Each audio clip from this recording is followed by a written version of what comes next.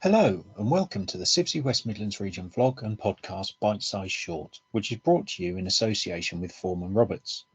Today's episode is looking at energy and sustainability and is on the energy and sustainability market.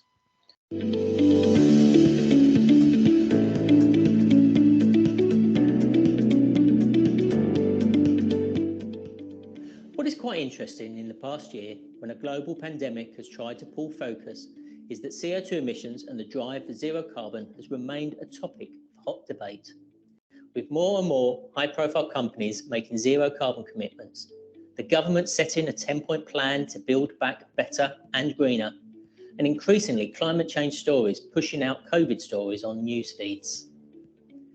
This demonstrates that there is a thirst for change. But in the built environment, this change has been relatively slow, dictated mainly by policy and regulation, based on the perception that there isn't a market for low carbon buildings and that the increased build costs associated, because we are unfortunately still at a stage where such buildings attract additional costs, are not balanced by market demand. But I do think the situation is changing. There is an increasing demand from consumers, particularly in the younger generations, for green and sustainable products, as can be seen by the rise in products and services advertising their sustainability credentials. A recent study showed that over 3/4 of millennials have an opinion that sustainability is vital and that they must make sustainable decisions. But money in the pocket will also remain a priority for people.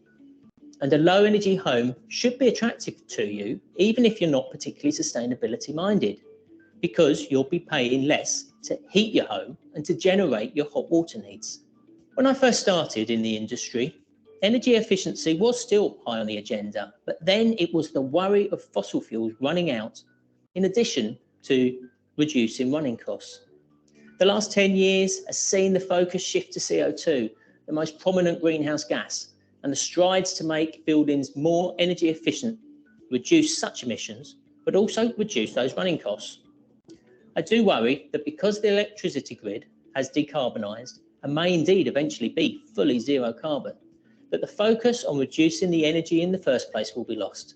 And worse, that because electricity has become a cleaner fuel than gas, that running costs for individuals will go up, because electricity remains so much more expensive per kilowatt hour than gas, even when the use of a heat pump is considered.